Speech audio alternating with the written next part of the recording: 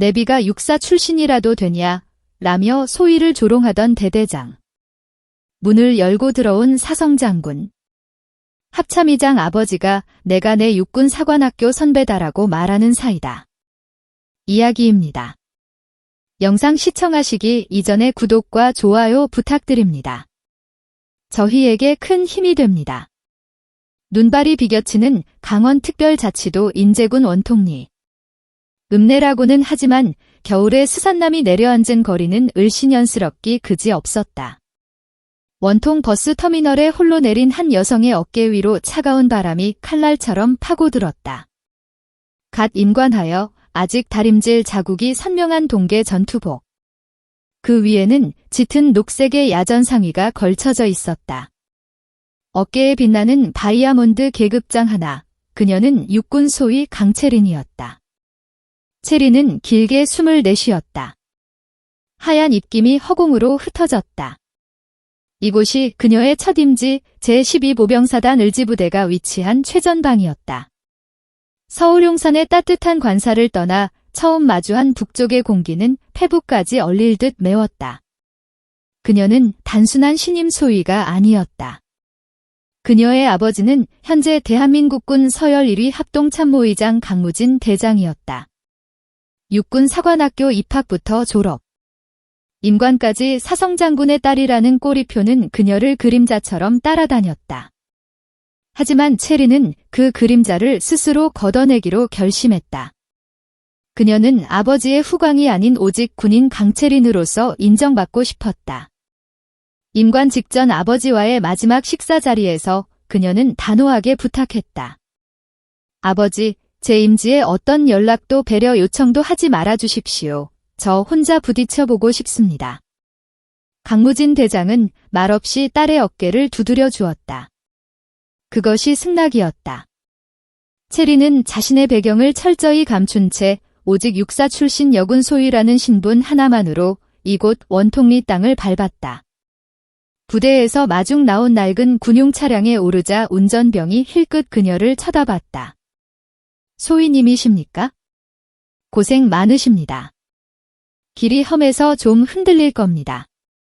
차량은 원통리를 벗어나 서하면 방향으로 더욱 깊은 산골로 향했다. 창밖으로 스치는 풍경은 온통 눈 덮인 산과 얼어붙은 하천뿐이었다.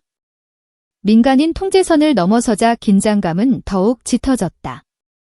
이곳이 바로 남과 북이 총구를 겨우고 있는 최전선이었다. 얼마나 달렸을까? 최강 을지부대라는 글자가 새겨진 부대 정문이 나타났다. 위병소 근무자의 날카로운 경례를 받으며 부대 안으로 들어섰다. 그녀가 배속된 곳은 12사단 예하의 한 보병대였다. 대대 본부 건물은 지은 지 오래되어 낡고 음산했다. 복도를 지나는 병사들과 간부들은 낯선 여군 장교의 등장에 노골적인 호기심과 경계가 뒤섞인 시선을 보냈다. 전투부대, 그것도 최전방 소총 중대의 여군 소대장이 온다는 것은 이 부대 역사상 처음 있는 일이었다. 채린은 중대장실 문 앞에서 심호흡을 했다. 충성 신임 소위 강채린 전입 신고합니다. 문을 열고 들어가자 책상에 앉아있던 한 남자가 천천히 고개를 들었다. 마도준 대위. 그가 채린의 첫 직속 상관이 될 중대장이었다. 마 대위는 30 중반쯤 되어 보였고 까무잡한 피부에 날카로운 눈매를 가지고 있었다. 그는 채린을 위아래로 훑어보더니 자리에서 일어나지도 않은 채 턱짓으로 앞에 의자를 가리켰다. 앉아. 강채린 소위. 육사 출신이라. 그의 목소리에는 환대라고는 찾아볼 수 없는 냉기가 서려 있었다. 예, 그렇습니다. 채린은 자세를 흐트리지 않고 답했다. 마 대위는 책상 위에 서류를 뒤적이며 혼잣말처럼 중얼거렸다. 육사식이나 나온 양반이 왜 하필이 깡촌까지 기어 들어왔나 몰라. 우리 중대의 여군은 처음이라 아주 골치 아프게 됐어. 소대장이라니. 속급 장난하는 것도 아니고. 채린의 얼굴이 순간 굳었지만 그녀는 감정을 드러내지 않았다. 어느 보직이든 최선을 다해 임무 수행할 준비가 되어 있습니다. 최선 마 대위가 코웃음을 쳤다. 소위 여긴 학교가 아니야? 내가 생각하는 그런 낭만적인 군대 아니라고. 당장 내일부터 애들 데리고 산 타야 하는데 버틸 수나 있겠어? 괜히 소대원들 발목이나 잡지 말라고. 그는 체린의 인사기록을 바닥에 툭 던지듯 내려놓았다. 내 숙소는 본부 중대 옆에 임시로 하나 마련해뒀으니까 그리로 가봐. 그리고 내일 아침 구보 늦지 마. 보리 중대는 늦는 거 용납 못해. 특히 육사 출신은 더더욱. 이것이 그녀의 첫 번째 환대였다. 체린이 배정받은 숙소는 본부 건물 구석에 있는 낡은 창고를 개조한 방이었다. 페인트 칠은 벗겨져 있었고 겨울 외풍을 막기엔 턱없이 부족한 얇은 창문만이 달려 있었다. 난방기에서는 미지근한 바람만 새어나왔다. 화장실과 샤워실은 멀리 떨어진 본부 중대 시설을 공용으로 써야 했다. 짐을 푸는 체린의 손이 잠시 멈췄다. 육사 시절의 혹독한 훈련도 견뎌냈지만 이런 노골적인 무시와 차별은 또 다른 종류의 추위로 다가왔다. 그때 누군가 문을 거칠게 두드렸다. 소희님 계십니까? 문을 열자 떡 벌어진 어깨에 거친 인상에 상사 한 명이 서 있었다. 부소대장 천두길 상사였다. 그는 군 생활에 찌든 듯한 얼굴로 체린을 흘깃 보더니 경례도 하는 둥 마는 둥 말했다. 천두일 상사입니다. 소대장님 오셨다고 해서 얼굴 뵈러 왔습니다. 그의 말투에는 존중보다는 어디 한번 보자는 식의 평가가 담겨 있었다. 반갑습니다. 천상사님. 앞으로 잘 부탁드립니다. 체린이 먼저 손을 내밀었다. 천상사는 그녀의 손을 건성으로 잡고 흔들었다. 소희님, 뭐 육사 나오셔서 똑똑하신 건 알겠는데 여긴 책에서 배운 거랑 좀 다릅니다. 우리 소대는 내가 꽉 잡고 있으니까 소희님은 그냥 적당히 서류나 보시다가 편하게 가시면 됩니다. 괜히 뭐 해보겠다고 애들 피곤하게 만들지 마시고요. 이것은 조언이 아니라 명백한 경고였다. 자신의 영역을 침범하지 말라는 선언이었다. 마도준 대위의 노골적인 적대감과 천두길 상사의 교묘한 영역 표시.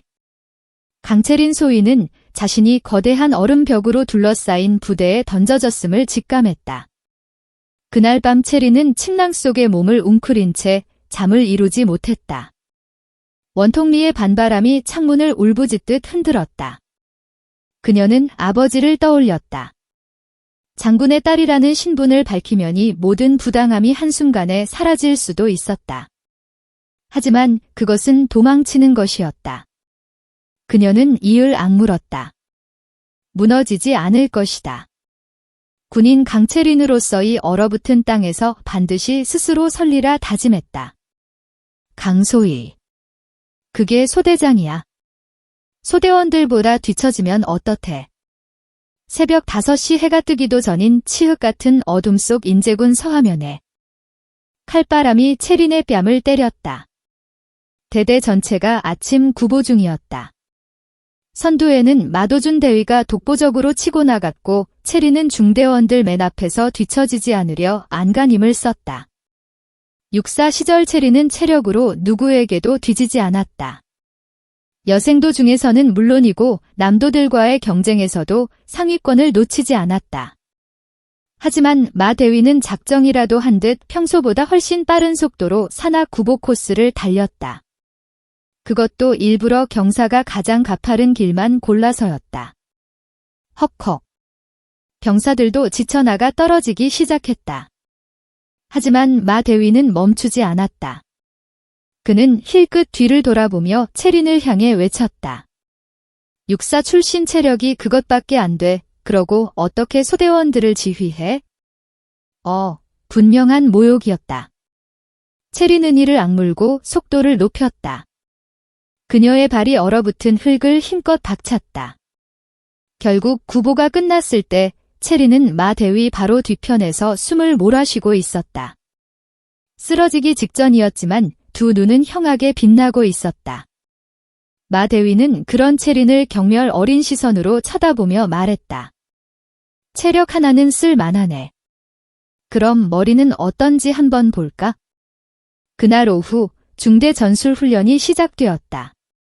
가상의적 고지를 탄란하는 시나리오였다. 체리는 소대장으로서 처음 지휘봉을 잡았다. 그녀는 육사에서 배운 최신 교리를 바탕으로 2개 분대는 정면으로 양동 공격을 하고 1개 분대는 자신이 직접 이끌고 적의 측면 절벽으로 우회 기동하는 작전을 세웠다. 소위님 천두길 상사가 노골적으로 비웃으며 끼어들었다.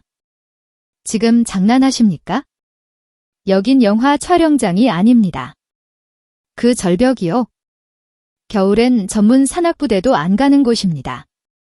그냥 하던 대로 전부 다 정면으로 밀어붙이면 됩니다. 체리는 단호하게 말했다. 정면 강행 돌파는 아군 피해만 키울 뿐입니다.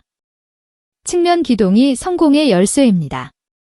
제가 직접 로프 이끌겠습니다. 소위님이 로프를 천상사가 과장되게 웃음을 터뜨렸다. 병사들도 덩달아 키거렸다. 그때 무전으로 훈련을 지켜보던 마도준 대위의 목소리가 들려왔다. 천상사 뭐해? 신임 소대장님이 하고 싶다는데 나둬봐. 육사에서 배운 대단한 전술이 어떤 건지 우리도 구경이나 해보자고. 내신 실패하면 강소희 내가 전부 책임지는 거야. 알았어. 체리는 입술을 깨물었다.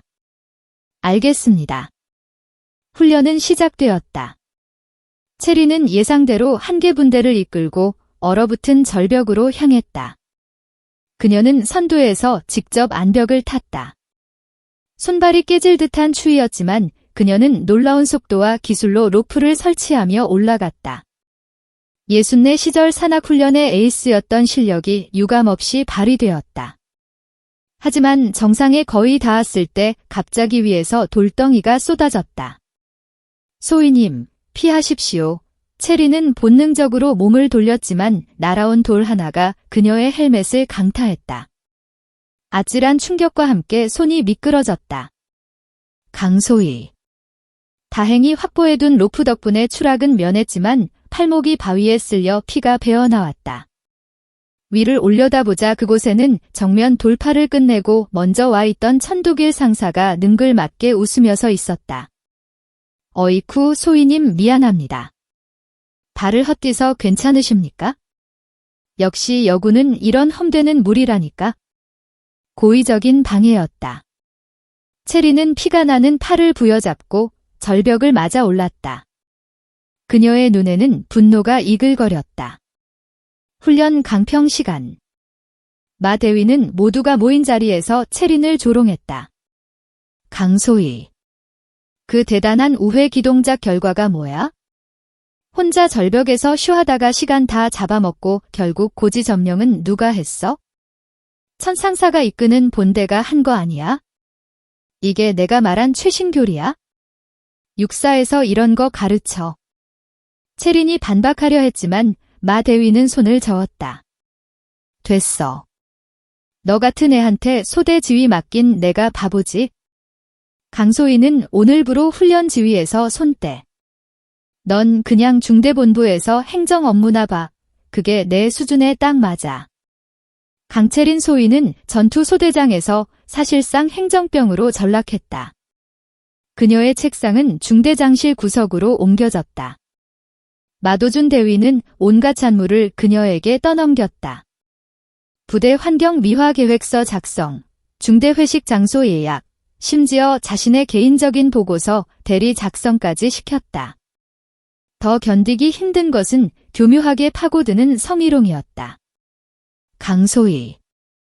야근 중인 체린에게 마 대위가 커피를 내밀었다. 피곤하지? 얼굴이 반쪽이 됐네? 그래도 여군이 있으니까 사무실이 화사하긴 하다. 훈련장에 있을 때보다 지금 책상 앞에 앉아 있는 게 훨씬 보기 좋네. 안 그래? 천두길 상사도 수시로 중대장실을 들락거렸다. 소희님 주말에 뭐 하십니까? 원통리 시내에 맛있는 막걸리집 있는데 내가 특별히 한 잔 사줄까? 중대장님 빼고 우리끼리 체린이 정색하며 거절했다. 업무 외적인 만남은 사양하겠습니다. 그러자 천상사는 융통성 없기는 육사 나온 사람들은 다 그렇게 뻣뻣해라며 돌아섰다. 따돌림은 조직적이었다. 중대 간부들은 채린을 투명 인간 취급했다. 중요한 업무 회의에서 그녀를 의도적으로 배제했고 식사도 함께하지 않았다. 병사들에게는 강소희는 어차피 곧 딴 데 갈 사람이니 신경 쓰지 마라. 육사 나왔다고 잘난 척하는 거 재수 없지 않냐며 이간질했다. 채린은 완벽하게 고립되었다. 그녀는 소대원들의 얼굴도 제대로 볼 수 없었다. 그녀가 할 수 있는 일은 묵묵히 행정 업무를 처리하는 것과 모두가 잠든 밤에 홀로 연병장을 뛰며 체력을 단련하는 것뿐이었다. 어느 날 밤 채린은 사무실에서 밀린 업무를 처리하고 있었다. 그때 한 병사가 쭈격거리며 중대장실 문을 두드렸다. 채린의 소대 소속인 김일병이었다. 저 소인님 드릴 말씀이 있습니다. 김일병은 겁에 질린 얼굴로 천두길 상사가 소대원들에게 상습적으로 폭과 구타를 일삼고 있으면 심지어 병사들의 사적인 용돈까지 갈취하고 있다고 털어놓았다. 아무도 못 믿겠습니다. 하지만 소위님은 육사도 나오시고 다르실 것 같아서 채린의 가슴이 뛰었다. 이것은 심각한 범죄였다. 그녀는 김일병을 안심시키고 즉시 마도준 대위에게 보고했다. 중대장님, 천상사에 대한 심각한 제보가 들어왔습니다. 즉각적인 조치가 필요합니다. 마 대위는 귀찮다는 듯이 서류를 넘겼다. 강소희, 그런 뜬 소문 믿는 거야? 김일병계 원래 부대 적응 못하는 관심 병사야. 천상사가 군기 잡으려고 좀 빡세게 그렇겠지? 군대가 다 그런 거 아니야? 폭건과 갈취는 군기가 아닙니다. 범죄입니다. 시끄럽네 진짜. 마 대위가 책상을 내리쳤다. 내가 뭘 한다고 설쳐? 어디서 신임 소위가 중대 운영에 감나라 배나라야? 이건 내가 알아서 할 테니 넌 빠져. 알았어. 다음날 끔찍한 일이 벌어졌다. 김일병이 천상사에게 불려가 참고해서 무자비하게 폭행당한 것이다. 천상사는 내가 감히 소위한테 질러 이 새끼가 군대 쓴 맛을 못 봤네라며 김일병을 짓밟았다. 뒤늦게 소식을 듣고 달려간 채린은 피투성이가 된 김일. 렸다. 이곳은 지휘관과 부사관이 결탁하여 부조리를 은폐하고 약자를 짓밟은 거대한 성이었다. 그녀의 정의감은 철저하게 무시당하고 지식해졌다. 김일병 사건 이후 강철린 소위는 침묵했다. 하지만 그것은 굴복이 아니었다. 그녀는 마도준 대위와 천두길 상사의 지시를 묵묵히 따르는 척하며 그들의 비리와 부조리를 파헤치기 시작했다. 그녀가 맡은 행정 업무는 오히려 기회가 되었다. 각종 보고서와 장부를 검토하며 부대의 문제점을 역추적했다.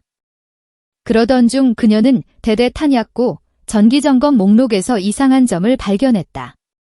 소대별로 배정된 훈련용 탄약 소모량이 실제 훈련 횟수에 비해 터무니없이 많았다. 특히 천두길 상사가 관리하는 예비 탄약 장부의 숫자가 맞지 않았다. 채린은 야간에 홀로 탄약고로 향했다. 당직 사관의 눈을 피해 몰래 들어간 탄약고. 그녀는 자신이 검토한 장부와 실제 재고를 대조하기 시작했다. 1시간 넘게 차가운 탄약 상자들을 확인하던 그녀의 손이 멈췄다. 특정 1년 번호의 탄약 상자 몇 개가 비어 있었다. 하지만 장부상에는 버젓이 채워져 있는 것으로 기록되어 있었다. 단순한 계산 착오나 훈련 중 누락이 아니었다. 누군가 의도적으로 탄약을 빼돌리고 장부를 조작한 명백한 횡령의 증거였다. 채린은 증거를 확보했다. 빈 상자의 1년 번호와 장부의 허위 기재 내역을 몰래 촬영했다. 심장이 격렬하게 뛰었다. 이것은 중대 수준을 넘어 대대 전체를 뒤흔들 수 있는 중대한 사안이었다. 다음 날 아침 채린은 마도준 대위를 건너뛰고 바로 대대장실로 향했다. 이 문제는 중대장이 묵인했을 가능성이 높다고 판단했기 때문이다. 충성 강철린 소위 긴급히 보고드릴 사안이 있습니다. 대대장 우종균 중령 그는 부대 내에서 불도저라 불릴 만큼 권위적이고 실적에 집착하는 인물이었다. 그는 뜻밖의 방문자인 채린을 의아하게 쳐다봤다. 강소희, 무슨 일인데 중대장도 없이 혼자 왔나? 채린은 준비한 자료를 내밀었다. 대대장님, 탄약고 재고에서 심각한 불일치를 발견했습니다. 횡령 정황이 의심됩니다. 우종균 중령의 표정이 굳어졌다. 그는 서류를 넘겨보더니 이내 알 수 없는 미소를 지었다. 아, 이거. 그는 서류를 책상 위에 던지며 의자에 깊숙이 몸을 기댔다. 강소희. 자네가 육사 출신이라고 했지? 나도 육사 나왔어. 육사 몇 기인가? 우종균 중령이 물었다. 채린이 자신의 기수를 답하자 우중령은 박장대소했다. 한참 후배구만. 까마득한 후배야. 그는 자리에서 일어나 채린에게 다가왔다. 후배님, 내가 충고 하나 하지. 군대는 말이야 물 흐르듯이 가야 하는 거야? 너무 뻣뻣하면 부러져 이 탄약 문제. 내가 모를 것 같아. 채린의 눈이 커졌다. 알고 계셨다는 말씀이십니까? 알고 자시고 할 게 뭐 있어? 우중령은 창밖을 보며 말했다. 부대 운영하다 보면 이럴 수도 저럴 수도 있는 거야? 상급 부대에서 훈련성과 내라고 쪼아대지. 예산은 부족하지. 천상사나 마대위가 부대 발전을 위해서 좀 융통성을 발휘한 거야? 그걸 가지고 횡령범죄 그렇게 딱딱하게 굴면 누가 좋아해? 하지만 대대장님 이건 명백한 군법 위반입니다. 군법. 우중령이 획 돌아섰다. 그의 얼굴에서 웃음기가 사라져 있었다. 강채린 소위. 내가 지금 누굴 가르치려 들어가짓게 육사 나왔다고 뭐라도 된 줄 알아? 내 선배가 하는 말이 말 같지 않아? 그는 채린의 어깨를 손가락으로 툭툭 쳤다. 좋은 말로 할 때의 서류 덮어. 괜히 일 크게 만들어서 부대 전체 피곤하게 만들지 말고 육사 선배로서 주는 마지막 조언이야. 알아들었어. 채린은 피가 거꾸로 솟는 것을 느꼈다. 마도준 대위, 천두길 상사, 그리고 대대장 우종균 중년까지. 그들은 모두 육사라는 이름 아래 혹은 짬이라는 이름 아래 하나의 거대한 카르텔로 묶여 있었다. 부조리와 범죄를 묵인하고 서로를 감싸주는 그들만의 리그였다. 채린은 물러서지 않았다. 덮을 수 없습니다. 원칙대로 상급 부대에 보고하겠습니다. 그 순간 우중령의 눈빛이 살기로 변했다. 이 어린 것이 진짜 내가 지금 내 명예에 먹칠을 하겠다. 그날 저녁 대대 전체 긴급 간부 회식이 소집되었다. 장소는 원통리 읍내의 한 고깃집이었다. 명목은 단합이었지만 분위기는 살음판이었다. 우종균 중령은 작정하고 채린을 자신의 옆자리에 앉혔다. 술이 몇 순배 돌자 우중령의 본색이 드러났다. 그는 술에 취한 척 채린의 어깨에 팔을 둘렀다. 우리 강소희. 육사 나온 수재인데 왜 이렇게 고지식할까? 채린이 불쾌감에 몸을 뒤로 빼려 하자 우중령이 그녀의 팔을 거칠게 잡아엄해 트챘다. 어딜 도망가? 선배가 술 따라주는데 그는 채린의 잔에 억지로 술을 부었다. 마셔. 오늘이 술 다 마시면 일은 없던 걸로 해줄게. 마도준 대위와 천두길 상사가 옆에서 거들었다. 소희님 대대장님이 주시는 술입니다. 얼른 받으십시오. 육사 후배님이 선배님 말씀 잘 들어야지. 채린은 잔을 노려보며 말했다. 저는 부조리에 타협할 생각 없습니다. 이 술 마시지 않겠습니다. 정적이 흘렀다. 뭐? 우종균 중령의 얼굴이 시뻘겋게 달아올랐다. 그는 들고 있던 술잔을 바닥에 내동댕이 쳤다. 인연이 진짜 보자 하니까 내년이 뭔데 감히 대대장 명령을 거역해? 그가 자리에서 벌떡 일어나 채린의 멱살을 잡을 듯이 다가섰다. 모든 간부들이 숨을 죽였다. 육사 나왔다고 눈에 뵈는 게 없어. 내가 그렇게 잘났어. 내 애비가 뭐라도 돼. 도대체 내 애비가 누구길래 이렇게 기고만장이야? 육사 몇 끼냐고 내 애비. 폭언과 모욕이 채린에게 쏟아졌다.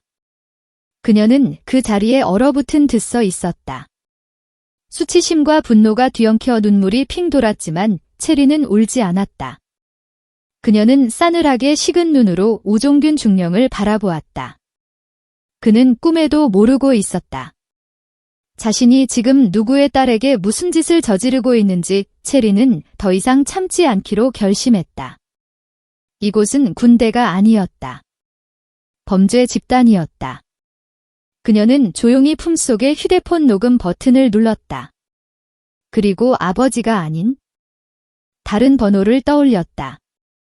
합참의장 직속 감찰실의 번호였다. 하지만 그보다 먼저였다. 회식집 문이 거칠게 열리며 전혀 예상치 못한 인물이 들어섰다. 헌병 완장을 찬교 2명과 함께 별 4개가 빛나는 전투모를 쓴 거구에 산에 가서 있었다. 모든 소음이 멎었다. 우종균 중령의 고함 소리도 마도준 대위의 비웃음도 그 자리에 얼어붙었다. 합동참모의장 강무진 대장. 그가 원통리의 작은 고깃집에서 있었다. 그의 눈은 딸 강채린이 아니라 딸의 어깨에 손을 올리려던 우종균 중령을 향해 있었다. 자네가 우종균 중령인가? 얼음장보다 차가운 목소리가 울려 퍼졌다.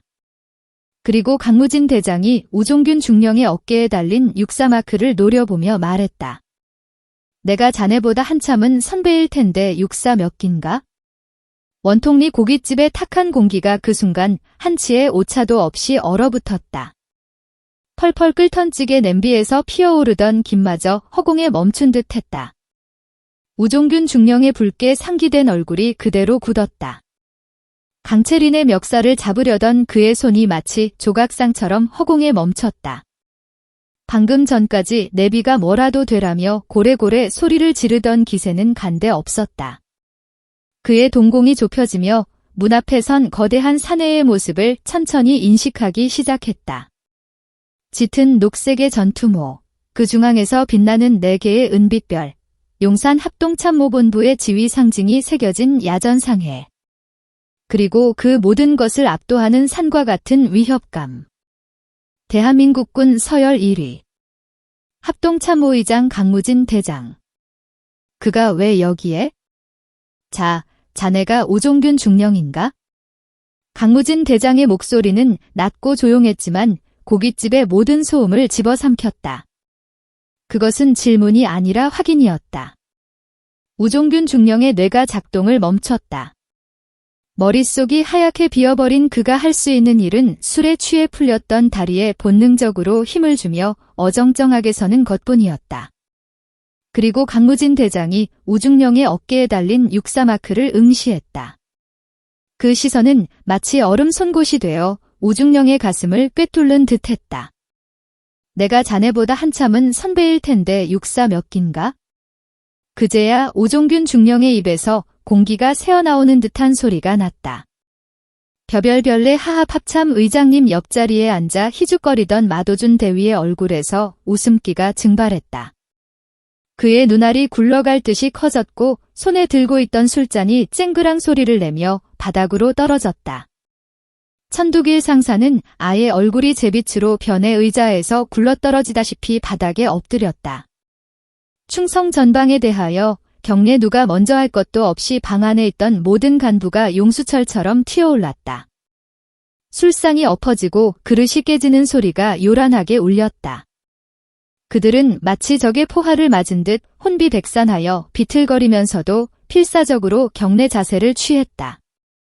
그 모습은 군인이라기보다 재난 영화 속의 겁에 질린 군중에 가까웠다. 우종균 중령도 뒤늦게 정신을 차리고 손을 이마에 가져다 댔다. 하지만 그의 손은 수전증 환자처럼 사시나무 떨듯 떨리고 있었다. 충성대대장 중령 우종균 합참이 장님께 됐다. 강무진 대장이 손을 들어 그의 말을 막았다. 그가 고깃집 안으로 한 걸음 들어섰다. 헌병 장교 2명이 그의 뒤를 따라 들어와 문 양쪽을 막아섰다. 완벽한 테러 차단이었다. 강 대장은 경례를 하는 둥 마는 둥 하는 다른 간부들에게는 눈길조차 주지 않았다. 그의 시선은 오직 우종균 중령에게 고정되어 있었다. 그는 천천히 그러나 무겁게 다가가 우중령의 바로 앞에 섰다. 180cm가 넘는 우중령이 그보다 머리 하나는 더 큰 강대장 앞에서는 마치 어린아이처럼 작아 보였다. 육사 몇 기냐고 물었다. 우종균 중령 예 저 육사 특정 기수입니다. 강무진 대장은 잠시 숫자를 헤아리는 듯 눈을 감았다. 그래, 내가 자네들 훈육관의 훈육관이었겠군. 한참 후배다. 그의 목소리는 여전히 평온했지만 그 평온함이 우종균 중령의 숨통을 더욱 조였다. 강무진 대장은 우종균 중령의 어깨를 지그시 내려다 보았다. 그런데 그 후배가 그의 목소리가 한 톤 낮아졌다. 내 앞에서 감히 내 부하에게 그리고 내 자식에게 내년이라고 했나? 우종균 중령의 온몸이 경직되었다. 내 자식. 그 단어가 우중령의 뇌리에 벼락처럼 내리꽂혔다. 그는 고개를 미친 듯이 돌려 강채린 소희를 바라보았다. 늘 무시하고 짓밟았던 육사 나왔다고 뻣뻣하기만 하던 그 신임 여군 소희. 그녀가 합참이 장의 딸 우종균 중령의 입에서 의미 없는 소리가 새어나왔다. 다리가 풀린 그가 그대로 바닥에 주저앉히려 하자 강무진 대장이 그의 턱을 거칠게 붙잡아 일으켜 세웠다. 일어서라. 우종균 중령은 공포에 질려 두 다리로 간신히 버티고 섰다. 강무진 대장이 물었다. 자네 조금 전에 이 군인에게 물었지? 내 애비가 뭐라도 되냐고. 우중령은 대답할 수 없었다. 이가 딱딱 부딪히는 소리만 고깃집방 안에 올렸다. 대답해. 제가 죽을 죄를 지었습니다. 의장님. 대답하라고 했다. 강무진 대장의 눈이 불꽃처럼 타올랐다. 그가 우종균 중령의 멱살을 잡고 있던 바로 그 손목을 움켜주었다. 내가 강채린 소희의 아버지다. 이놈아. 그는 우중령의 손을 뿌리쳤다. 그리고 그의 시선이 마도준 대위와 천두길 상사에게로 향했다. 두 사람은 이미 바닥에 납작 엎드려 사지를 떨고 있었다. 육군 사관학교가 그리고 이 군대가 자네들에게 상관의 권력으로 부하 여군을 희롱하고 폭언을 일삼고 부조리를 덮으라고 가르쳤나. 그의 목소리가 드디어 커졌다. 그것은 단순한 고함이 아니었다. 수십 년간 전장을 누빈 노장의 포효였고 지휘관의 분노였다. 의장님, 사려주십시오. 제발. 마도준 대위가 귀여우며 강대장의 군발을 잡으려 했다. 손대지 마라. 차가운 말과 함께 헌병이 즉강마 대위를 제압했다. 강채리는 이 모든 광경을 망연실한 채 바라보고 있었다. 아버지가 온 것이었다. 자신이 끝까지 숨기려 했던 자신의 힘으로 이겨내고 싶었던 그 존재가 가장 굴욕적인 순간에 나타난 것이었다. 안도감보다 더 큰 것은 좌절감과 수치심이었다. 결국 나는 아버지의 힘을 빌리는 건가? 그때 강무진 대장이 채린을 바라보았다. 그의 눈빛은 아버지가 아니었다. 그는 상관으로서 부하에게 명령했다. 강채린 소위. 네, 의장님. 채린이 본능적으로 경례했다. 자네는 저들의 부조리와 범죄 사실을 인지하고 있었나? 그렇습니다. 탄약 횡령 및 장부 조작 사실을 확인했나? 확인했습니다. 소대원 가혹 행위 및 은폐 시도를 인지했나? 인지했습니다. 강무진 대장이 다시 우종균 중령을 향해 돌아섰다. 그의 눈빛은 이제 어떠한 감정도 담겨있지 않은 그저 범죄자를 심판하는 지휘관의 눈이었다. 대장 중령 우종균, 중대장 대위 마도준, 부소대장 상사 천두길. 그가 세 사람의 이름을 차례로 불렀다. 본관은 대한민국 합동참모의장으로서 군기강을 뿌리부터 뒤흔들고 부활을 능멸하며 군수품을 횡령하고 병사들에 대한 폭력을 무기 및 동조한 그대들 세 사람을 지금이 시각부로 그는 한 글자 한 글자 힘을 주어 말했다. 즉각 직위에 제한다. 직위에 제라는 말은 사형 선고와도 같았다. 우종균 중령의 눈이 뒤집혔다. 왜 의장님 한 번만 기회를 끌어내 강무진 대장의 짧은 명령에 헌병들이 지체 없이 움직였다. 우종균 중령은 억울합니다. 라는 말도 안 되는 비명을 질렀고 마도준 대위는 실성한 듯 웃기 시작했으며 천두길 상사는 아예 의식을 잃은 듯 축 늘어졌다. 세 사람은 짐짝처럼 고깃집 방에서 끌려나갔다. 방 안에 남은 것은 겁에 질린 다른 간부들과 차갑게 식은 불판 그리고 아버지와 딸이었다. 강무진 대장은 헌병에게 지시했다.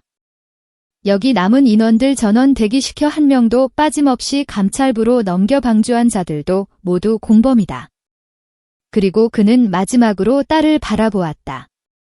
그의 눈에 비로소 아주 옅은 아버지로서의 고통이 스쳤다. 방소히 따라오게 자네가 증명해야 할 것들이 아직 많이 남았다.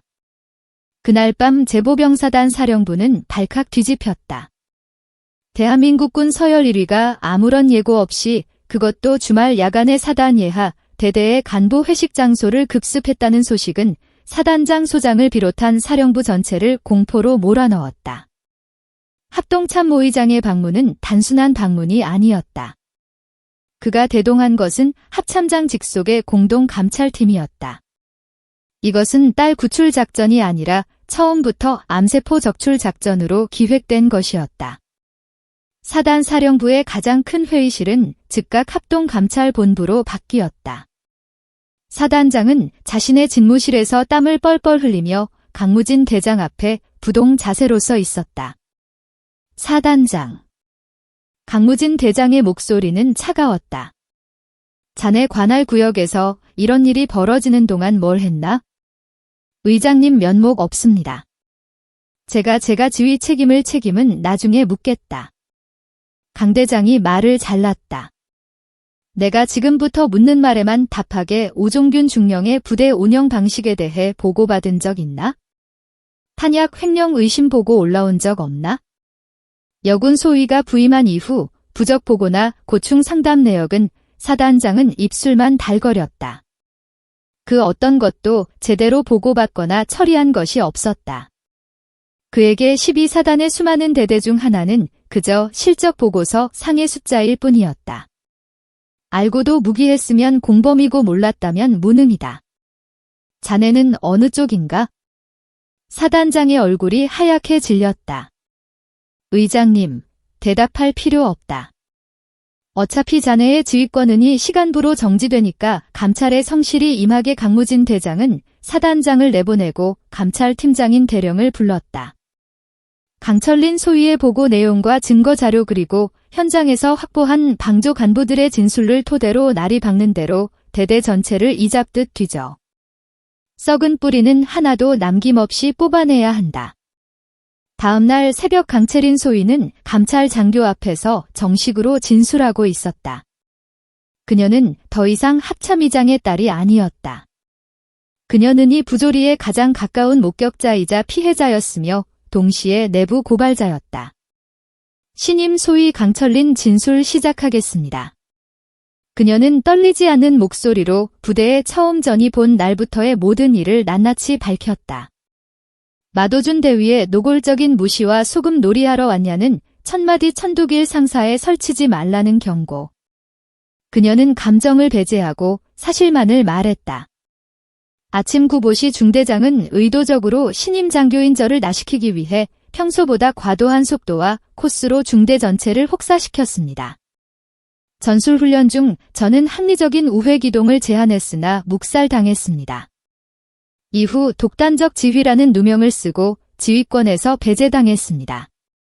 특히 천두길 상사는 제가 절벽을 오를 때 고의적으로 낙석을 유발하여 임무 수행을 방해하고 저에게 부상을 입혔습니다. 감찰관의 눈이 날카로워졌다. 체리는 이어서 말했다. 이후 저는 전투소대장 임무에서 완전히 배제되어 중대장의 개인적인 행정 업무 처리와 회식 장소 예약 등의 잡무를 강요받았습니다. 마도준 대위와 천두길 상사는 웃는 게 예쁘다. 둘이서만 막걸리를 마시자는 등 업무와 무관한 발언과 사적인 만남 요구로 지속적인 성적 불쾌감을 유발했습니다. 가장 중요한 대목에 이르렀다. 결정적으로 소속 소대원인 김일병이 천두길 상사의 상습적인 폭과 구타, 금품갈취 사실을 저에게 제보했습니다. 저는 즉시 이 사실을 중대장 마도준 대위에게 보고했으나 그는 관심병사의 헛소리라며 묵살했습니다. 그리고 바로 다음 날 김일병은 보고 사실이 누설되어 천상사로부터 보복 폭행을 당했습니다. 마지막으로 탄약고 횡령권입니다. 그녀는 자신이 몰래 촬영한 증거 자료를 제출했다. 장부와 실제고가 명백히 다릅니다. 이는 대대장 우종균 중령에 묶인 혹은 지시 없이는 불가능한 조직적인 범죄 행위라고 판단했습니다. 그녀의 진술은 명료했고 증거는 확실했다. 감찰은 무자비하게 진행되었다.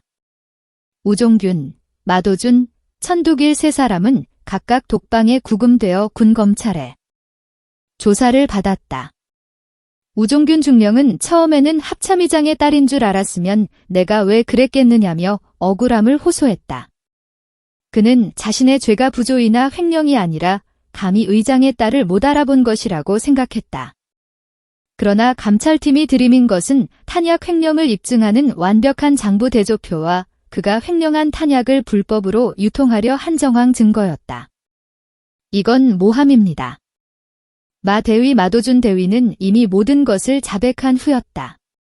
그는 자신이 살기 위해 우종균 중령과 천두길 상사의 모든 죄를 불었다. 저는 시키는 대로 했습니다. 대대장님이 실적 때문에 훈련 성과를 부풀리라고 하셨고 천상사가 탄약을 빼돌리는 것을 눈감아 주라고 했습니다. 강소희에 대한 괴롭힘도 대대장님이 육사 나온 애들 콧대 좀 꺾어라고 해서 천두길 상사는 김일병에 대한 폭행과 금품 갈취 혐의 앞에서 모든 것을 포기했다. 그가 그동안 병사들에게 빼앗은 금액 내역과 폭행 증거가 낱낱이 드러났다. 그들만의 견고했던 성벽은 하루아침에 무너져 내렸다. 서로를 감싸주던 육사 선후배와 짬의 연대는 죽음의 공포 앞에서 서로를 물어뜯는 짐승들의 싸움으로 변질되었다. 감찰이 진행되는 동안 강모진 대장은 대대의 모든 병사들을 연병장에 집합시켰다. 그는 지휘관이 모두 사라진 부대의 병사들 앞에 섰다. 그는 마이크를 잡고 자신의 계급장이나 직책을 말하지 않았다. 나는 여러분과 같은 군인이다.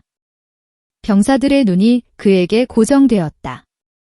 여러분은 지난 몇 달간 혹은 몇 년간 군인이 아니라 범죄자들의 지휘를 받아왔다. 상관의 부당한 명령에 복종하고 동료의 고통을 외면하도록 강요당했다. 그의 목소리가 연병장에 울려 퍼졌다. 우리가 입은 이 군복은 권력을 휘두르라고 국가가 준 것이 아니다. 부활을 종처럼 부의라고 준 것이 아니다. 이 군복은 저기 보이는 휴전선 너머의 적에게서 내 가족과 국민을 지키겠다는 신성한 약속의 증표다. 그는 김일병이 서 있는 대열을 바라보았다. 동료가 부당하게 맞고 있을 때 그것을 외면하는 것은 군인이 아니다. 상관이 범죄를 저지르는 것을 알면서도 침묵하는 것은 군인이 아니다. 그것은 비겁한 방관자일 뿐이다. 그의 시선이 다시 모든 병사를 향했다. 강철린 소위도 마찬가지다.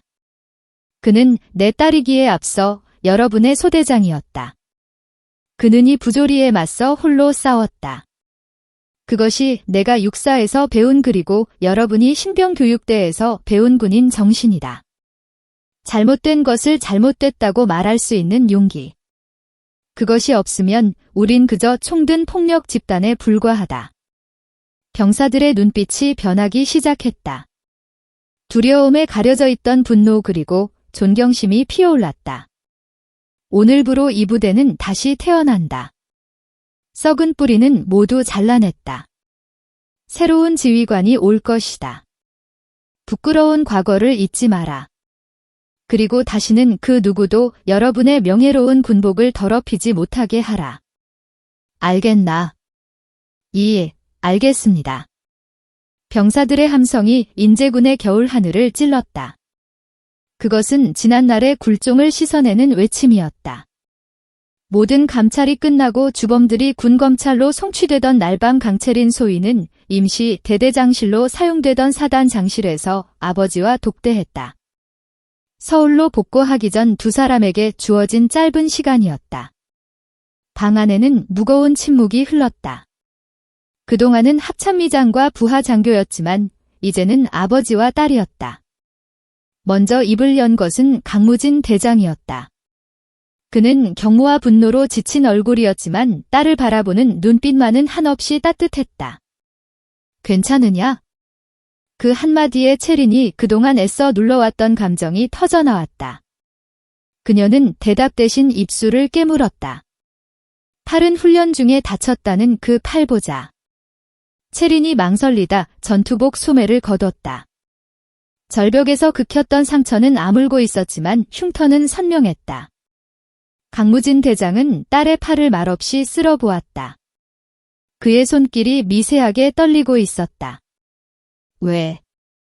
왜 바로 연락하지 않았느냐? 아버지로서의 목소리였다. 내가 성희롱을 당하고 훈련에서 목숨을 위협받고 그런 모욕을 당하는 동안 왜 아비에게? 채린이 고개를 들었다. 그녀의 눈에는 눈물이 고여 있었지만 시선은 확고했다. 아버지께서는 장군의 딸이 아니라 군인 강채린으로 서라고 하셨습니다. 만약 제가 그날 바로 아버지께 전화했다면 저는 평생 아빠에게 일러 바친 장군의 딸로 살았을 겁니다. 제 힘으로 이겨내고 싶었습니다. 군인으로서 제가 배운 원칙으로의 부조리를 깨고 싶었습니다. 그래서 증거를 모았습니다. 기밀병을 지키고 싶었습니다. 채린은 숨을 골랐다. 하지만 결국 실패했습니다. 저는 제 힘으로 아무것도 바꾸지 못했습니다. 결국 아버지가 오셔서 모든 것을 해결하셨습니다. 저는 군인으로서도 딸로서도 자격이 없습니다. 그녀의 어깨가 가늘게 떨렸다. 박무진 대장은 자리에서 일어나 창밖의 어두운 연병장을 바라보았다. 채린아, 그가 딸의 이름을 불렀다. 너는 실패하지 않았다. 내가 어떻게 알고 이곳에 왔다고 생각하나? 강 대장이 돌아섰다. 내가 그 고깃집에 끌려가기 1시간 전 합참의장 직통 감찰 라인으로 하나의 보고서가 접수되었다. 그는 자신의 서류 가방에서 출력물 하나를 꺼냈다. 그것은 강채린 소위의 이름으로 발송된 대대 내 부조리 및 군수품 횡령 의혹 보고였다. 그녀가 오종균 중령에게 보고했다가 묵살당한 뒤 마지막 수단으로 감찰실에 보낸 바로 그 자료였다. 이 보고서에는 탄약고 증거사진, 김일병의 피해 진술 그리고 마 대위와 천상사의 성희롱 정황까지 모든 것이 담겨 있었다. 이것은 딸의 하수연이 아니라 육군 장교의 공식적인 내부 고발이었다. 채린의 눈이 커졌다. 나는 이 보고서를 받고 즉시 감찰팀을 소집해 출발했다. 나는 내 딸을 구하러 온 것이 아니었다. 나는 부조리를 고발한 한 용기 있는 장교의 보고를 받고 지휘관으로서 군기강을 바로잡기 위해 온 것이었다. 그가 딸의 어깨에 손을 얹었다. 내가 내 힘으로 한 것이다. 채린아, 너는 원칙대로 싸웠고 가장 군인다운 방법으로 승리했다. 내가 보낸 그 보고서가 썩어 빠진 이 부대를 도련할 칼이 되어준 거다. 채린은 그제야 깨달았다. 아버지가 고깃집에 나타난 것은 우연이 아니었다. 감찰팀이 이미 움직이고 있었고 아버지는 그 선두에서 있었던 것이다. 그리고 그 작전에 방아쇠를 당긴 것은 바로 자기 자신이었다. 하지만 그 식당에서는 강무진 대장이 희미하게 웃었다. 물론 감찰팀 선발대가 도착해서 감찰 대상인 우중령이 현재 의장님 따님인 강소희를 데리고 술판을 벌이며 포원을 하고 있다고 보고했을 때 아비로서 약간의 이성을 잃은 것은 사실이다. 그는 딸의 머리를 쓰다듬었다. 내가 내 애비가 뭐라도 되냐는 소리를 듣고 있는 것을 문 밖에서 들었다. 마비로서 참을 수가 없더군. 두 사람 사이에 따뜻한 침묵이 흘렀다. 체리나. 강 대장이 진지한 목소리로 말했다. 진짜 용기는 총을 들고 적진에 뛰어드는 것만이 아니다. 오늘 너처럼 조직의 거대한 부조리에 맞서 아니오라고 말하고 원칙을 지키기 위해 자신의 모든 것을 거는 것이 진짜 용기 있다. 나는 오늘 내 딸이 그런 군인이라는 것을 확인했다. 나는 내가 한없이 자랑스럽다. 체린의 눈에서 뜨거운 눈물이 흘러내렸다. 그것은 억울함이나 수치심의 눈물이 아니었다. 아버지에게 그리고 스스로에게 비로소 군인 강채린으로 인정받은 기쁨의 눈물이었다. 다음 날 아침 원통리에는 모처럼 맑은 해가 떴다. 강무진 대장과 감찰팀은 헬기를 타고 복귀했다. 강채린 소위는 그들을 배웅했다. 떠나기 직전 강 대장은 딸에게 아무 말 없이 거수 경례를 붙였다. 채린 역시 굳은 표정으로 답례했다. 그것은 군인 대 군인의 약속이자 신뢰였다. 대대에는 새로운 대대장과 중대장이 부임했다. 그들은 강직하고 원칙을 중시하는 인물들로 사령부에서 특별히 선발되어 파견되었다. 강채린 소위는 자신의 원래 보직인 일소대장으로 복귀했다. 그녀가 처음으로 소대원들 앞에 섰을 때 병사들의 눈빛은 예전과 완전히 달라져 있었다.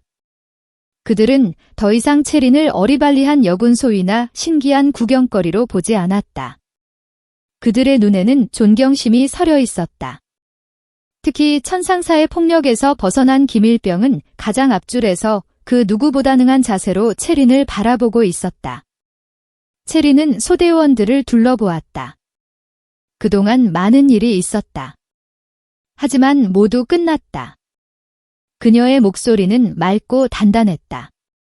오늘부터 우리는 다시 시작한다. 나는 여러분의 소대장으로서 그 어떠한 부조리도 용납하지 않을 것이다. 또한 여러분을 그 어떤 위협으로부터도 지켜낼 것이다.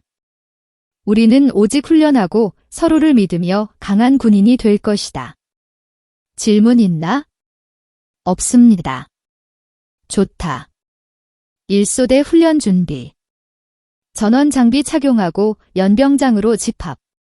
와 병사들의 함성과 함께 강채린 소위의 진짜 군 생활이 얼어붙었던 원통리의 땅 위에서 새롭게 시작되고 있었다. 우종균 중령 마도준 대위 천도길 상사가 군사경찰대에 의해 연행된 다음 날 아침 12사단 을지부대 예하의 보병대는 마치 거대한 태풍이 휩쓸고 지나간 듯한 혼란과 침묵 속에 잠겨 있었다. 지휘계통의 핵심부가 통째로 증발해버린 초유의 사태였다. 남은 간부들과 병사들은 무엇을 해야 할지 모른 채 두려움과 불확실성 속에서 서로의 눈치만 살피고 있었다. 강채린 소위는 밤새 한숨도 자지 못했다. 아버지가 떠난 후 그녀에게 남겨진 것은 합참의장의 딸이라는 수군거림과 뿌리까지 썩어있던 부대의 자네였다. 그녀는 이제 피해자나 내부 고발자가 아니었다. 그녀는 이 재더미 속에서 자신의 소대원들을 다시 일으켜 세워야 하는 유일한 소대장이었다. 새벽 구보 시간. 채린은 평소보다 30분 일찍 연병장에 나섰다. 소대원들이 하나 둘 모습을 드러냈다. 그들의 눈빛은 복잡했다. 경외심, 두려움, 그리고 호기심.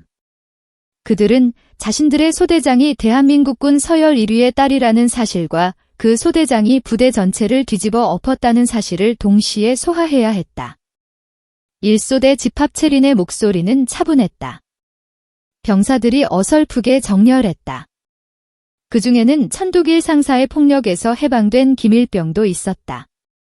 그의 눈은 유독 맑았다. 채린은 소대원들을 둘러보았다. 어젯밤 일로 혼란스러울 것단다. 하지만 분명히 말한다.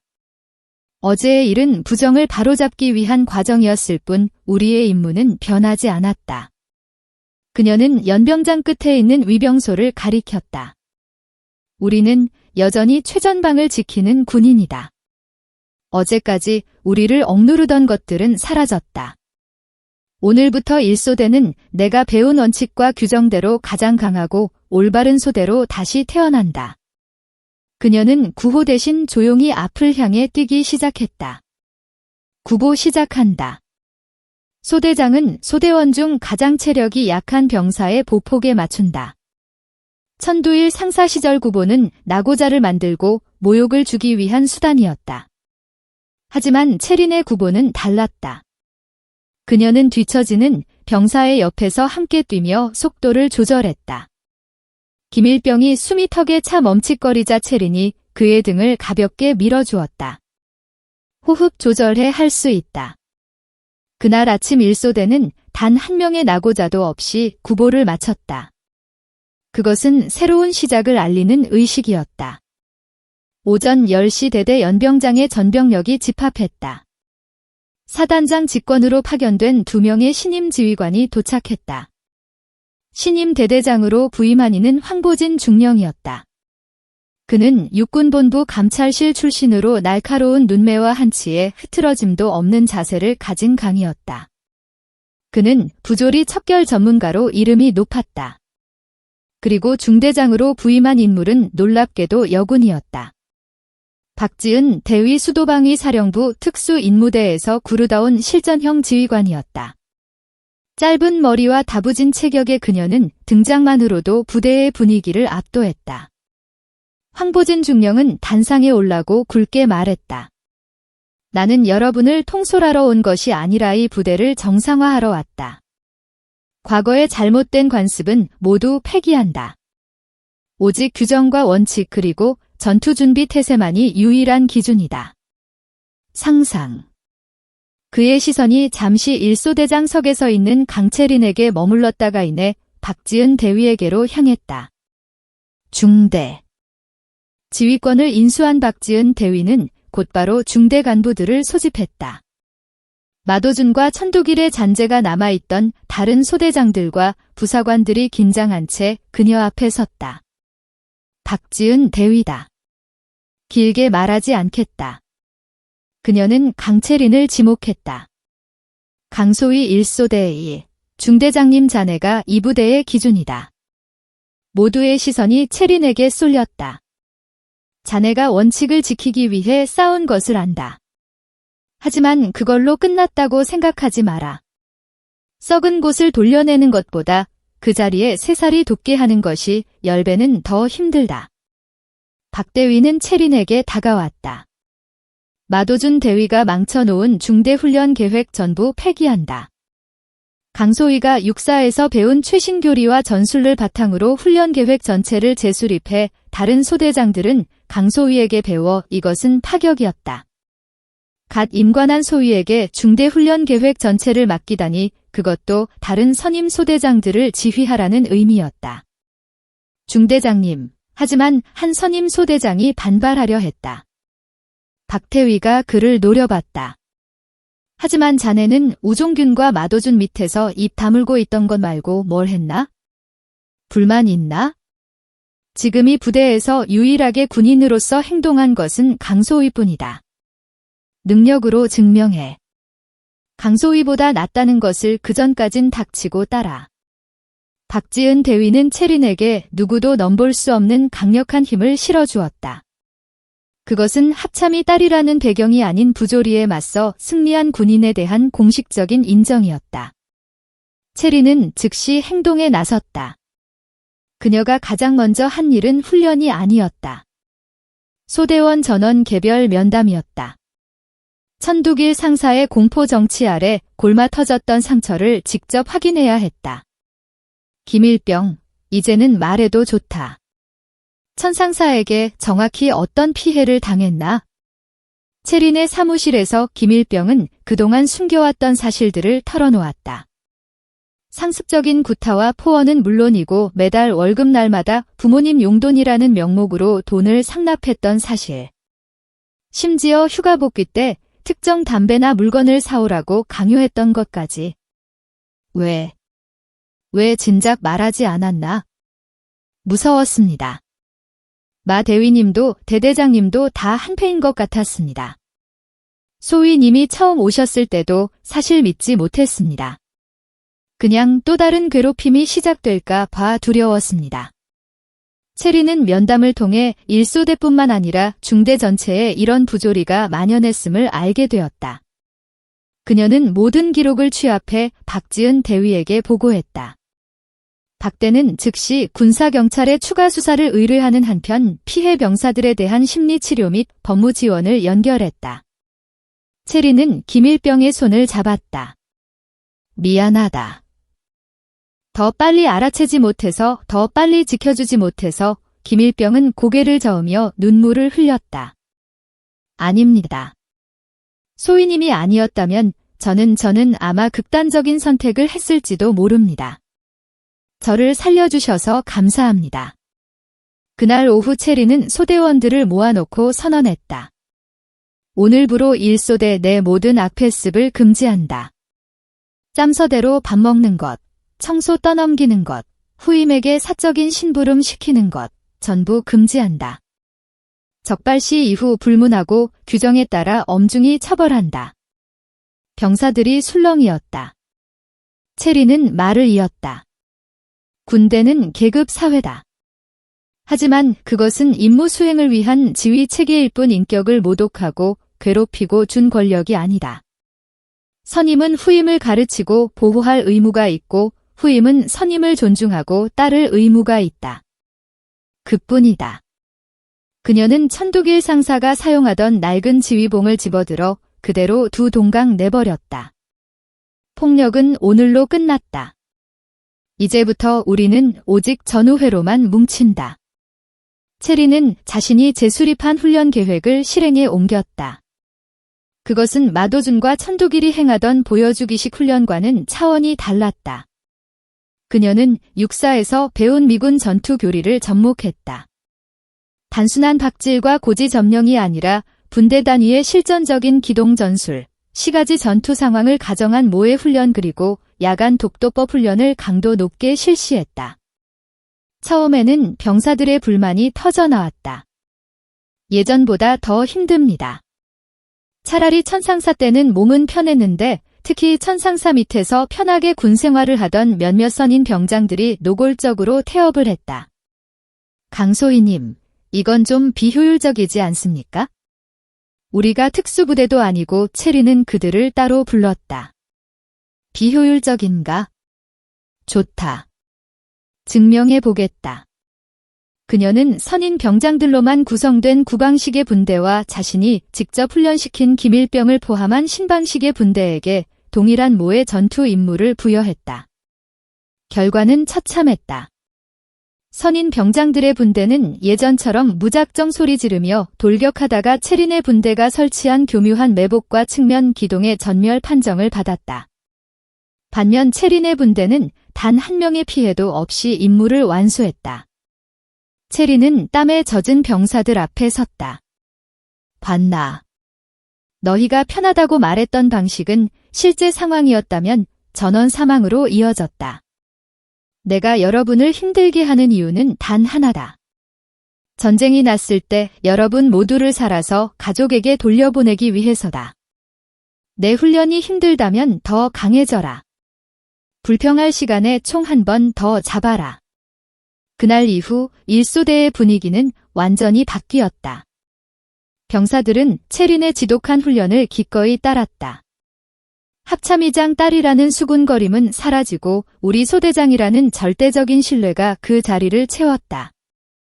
1소대는 서서히 그러나 확실하게 대대에서 가장 날카로운 창으로 변모하고 있었다. 2달이 흘렀다. 방채린 소위의 1소대는 황보진 대대장과 박지은 대위의 전폭적인 지원 아래 완전히 새로운 부대로 탈바궁했다. 병사들의 눈빛에는 공포 대신 자신감이 넘쳤고 부조리 대신 전우회가 자리 잡았다. 그러던 어느 날 12사단 전체에 비상이 걸렸다. 사단장 주관하에 대규모 야외 기동훈련 FTX 예고된 것이다. 단순히 부대 울타리 안에서 진행되는 훈련이 아니었다. 인제와 고성일대의 광활한 산악 지형을 무대로 전문대군 연대까지 투입되는 실전적인 종합 전술훈련이었다. 이 훈련의 핵심 평가 대상은 아이러니컬하게도 부대 전체가 와해되었던 바로 그 대였다. 사단 전체가 황보진 중령의 정상화 성과를 지켜보고 있었다. 훈련 전날 밤 박지은 대위가 중대 간부들을 소집했다. 이번 훈련 우리 중대가 대대의 선봉이다. 박 대위의 눈이 형하게 빛났다. 그리고 그 선봉의 칼날은 일소대 강채린 소위가 맞는다. 채린에게 주어진 임무는 훈련이 시작됨과 동시에 적진 깊숙이 침투하여 대한군 지휘소의 위치를 파악하고 가능하다면 이를 교란 파괴하는 것이었다. 이것은 2달 전 그녀가 영화 찍냐며 마도준에게 모욕당했던 바로 그 작전이었다. 박대위가 채린의 어깨를 잡았다. 강소희. 자네가 옳았다는 것을 자네의 방식이 진짜 전투 기술이라는 것을 사단 전체에 증명해 보여라. 자네 뒤에는 내가 있고 대대장님이 있다. 실패를 두려워하지 마라. 마음껏 날 뛰어라. 채린의 가슴이 뜨거워졌다. 이것은 명령이자 신뢰였다. 반드시 임무 완수하겠습니다. 훈련은 자정을기에 시작되었다. 강채린 소위와 그녀의 일소대원들은 완전 군장 위에 검은 위장 크림을 덧바른 채 치흙 같은 인재의 산속으로 스며들었다.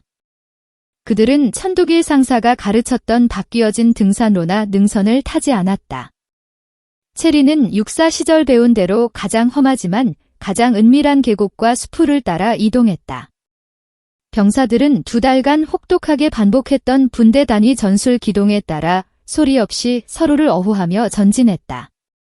새벽 30시 예상 침투를 지키고 있던 대한군 매복조가 그들 앞에 나타났다. 적 발견 전방 10시 방향 새선두에 섰던 김일병이 수신호로 알렸다. 그는 더 이상 겁에 질린 관심 병사가 아니었다. 채린의 집중적인 교육으로 그는 소대에서 가장 뛰어난 관측병이 되어 있었다. 채린은 즉시 손짓했다. 2분대 우회 1분대 화력 유인. 이것은 마도준이었다면 상상도 못할 유연한 전술이었다. 1분대가 일부러 소음을 내며 대한군의 시선을 끄는 사이 채린이 이끄는 2분대가 절벽에 가까운 급경사를 타고 대한군의 측면을 완벽하게 장악했다. 교전 개시 공포탄 소리가 정적을 깼다. 대한군 매복조는 자신들이 어디서 공격받는지도 모른 채 양쪽에서 쏟아지는 화력의 순식간에 전멸 판정을 받았다. 훈련 통제관이 호루라기를 불며 외쳤다. 대한군 매복조 전원 사망 1소대 피해 없음. 소대원들의 사기가 하늘을 찔렀다. 우리가 해냈습니다. 조용. 이제 시작이다. 채린은 냉정함을 잃지 않았다. 흔적 지우고 즉시 이탈한다. 1소대는 대한군의 1차 방어선을 유령처럼 돌파하고 날이 밝을 무렵 목표한 적진 깊숙한 고지에 도달했다. 그곳에서 내려다 보이는 계곡 깊숙한 곳 위장막으로 가려진 대한군 연대 지휘소가 포착되었다. 찾았습니다. 김일병이 흥분을 감추지 못했다. 좋아. 이제부터 2단계다. 채린은 무선으로 박지은 대위에게 지휘소 좌표를 보고했다. 즉각 대대 예하의 박격포가 불을 뿜었고 지휘소 일대의 포격 판정이 떨어졌다. 대한군 지휘부는 혼란에 빠졌다.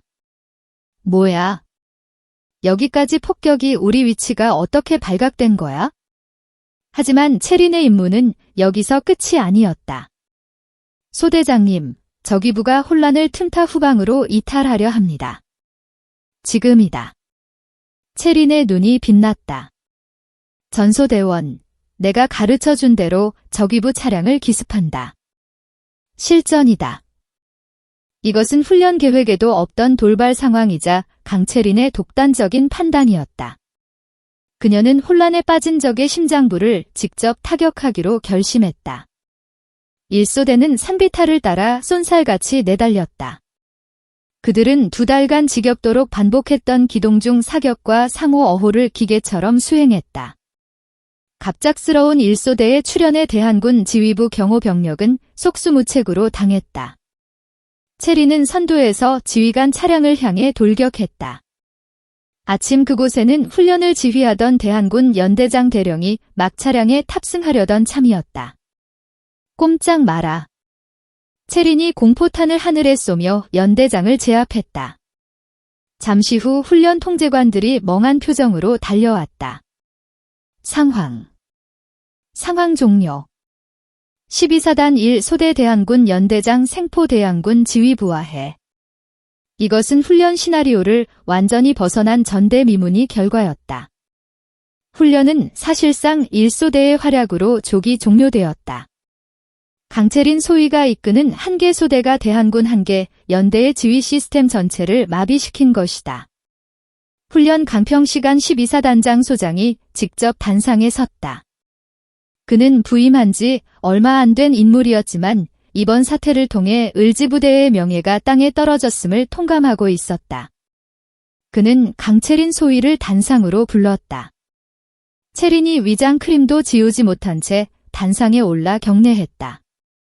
사단장은 마이크를 잡고 전 부대원이 들으라는 듯 외쳤다.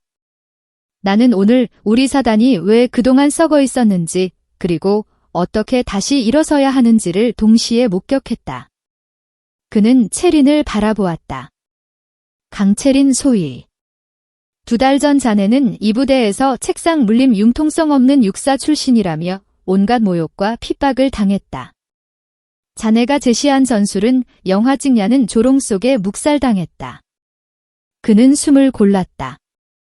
하지만 오늘 강소희가 보여준 전술은 영화가 아니었다.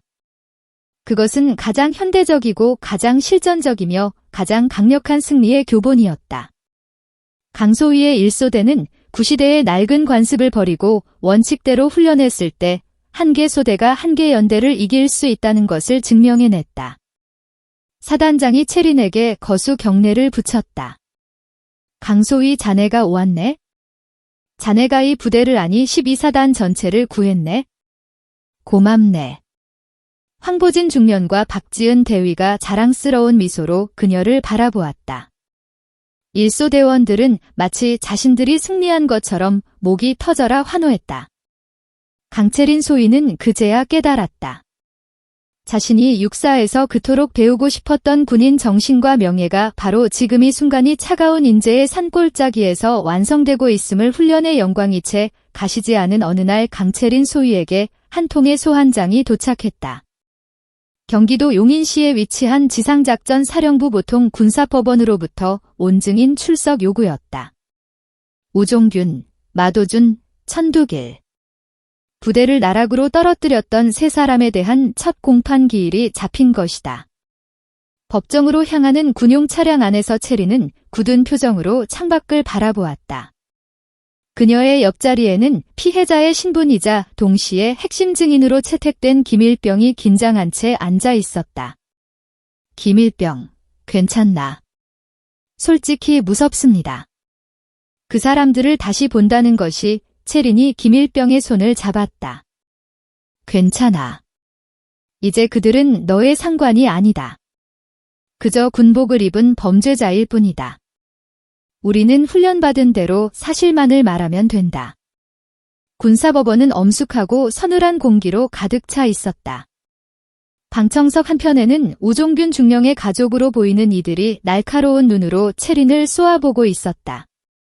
잠시 후 피고인석의 문이 열리고 세 남자가 모습을 드러냈다. 우종균 중령은 계급장이 제거된 수의를 입고 있었지만 여전히 뻣뻣하게 고개를 들고 있었다. 마도준 대위는 모든 것을 포기한 듯 초점 없는 눈으로 바닥만 응시했다. 천두길 상사는 살이 빠져 수척했지만 증인석의 채린과 김일병을 발견하고는 순간 증오 어린 시선을 보냈다. 재판장이 개정을 선언했다. 군검사는 세 사람의 공소 사실을 차례대로 읽어내려갔다. 우종균 중령의 주도하에 이루어진 조직적인 군수품 탄약 횡령 및 장부 조작 마도준 대위의 직무유기 여군 부하강 채린에 대한 상습적인 성일 및 모욕 그리고 천두길 상사의 병사 가혹 행위 상습폭행 및 금품 갈취 증거는 차고 넘쳤다. 감찰 과정에서 확보된 물증과 수많은 피해 병사들의 진술이 이어졌다. 하지만 피고인 측 변호인들은 예상대로 적반하장의 논리를 펼쳤다. 그들의 전략은 단 하나 모든 책임을 강채린 소위에게 돌리는 것이었다.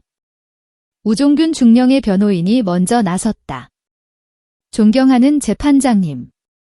피고인 우종균 중령은 평생을 국가에 헌신한 유능한 지휘관입니다. 이 모든 사건은 신임 소위가 부대의 특수성을 무시하고 과도한 원칙을 내세우며 지휘 체계를 무너뜨린 데서 비롯된 것입니다. 그는 채린을 지목했다. 증인은 육군 사관학교를 갓 졸업한 소위에 불과합니다. 그런 증인이 최전방 부대의 오랜 관행과 융통성을 부조리로 매도했습니다. 탄약 문제는 훈련 성과를 극대화하기 위한 관례였을 뿐 횡령의 의도는 없었습니다. 마도준 대위의 변호인은 성희롱 혐의를 교묘하게 비틀었다. 피고인은 그저 여군 부하가 부대에 잘 적응하길 바라는 마음에 웃는 게 예쁘다. 회식에 참석하라 등 선의의 조언을 한 것뿐입니다. 이것을 성희롱으로 모는 것은 오히려 증인의 과민 반응이자 상급자를 모함하려는 의도입니다. 가장 악랄한 것은 천두길 상사의 변호인이었다. 그는 김일병을 증인으로 불렀다.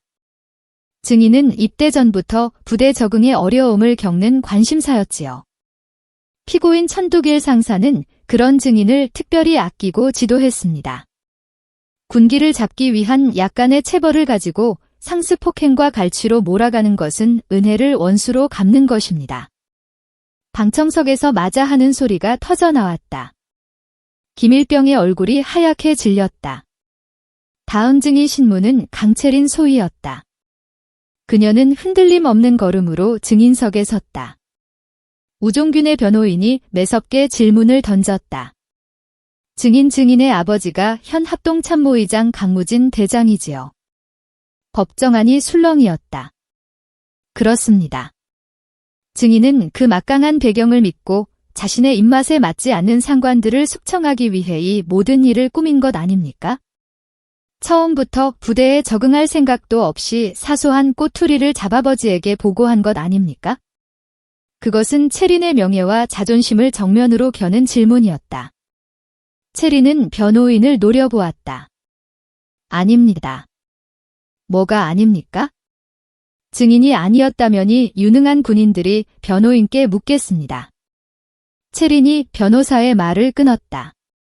변호인께서 말씀하신 관행과 융통성이 부하여군에게 술자리에서 내년이 먼데 내 애비가 뭐라도 되냐며 멱살을 잡는 것까지 포함하는 것입니까?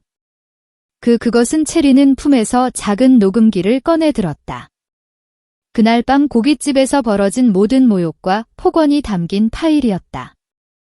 이것은 제가 아버지에게 보고하기 위해 녹음한 것이 아닙니다.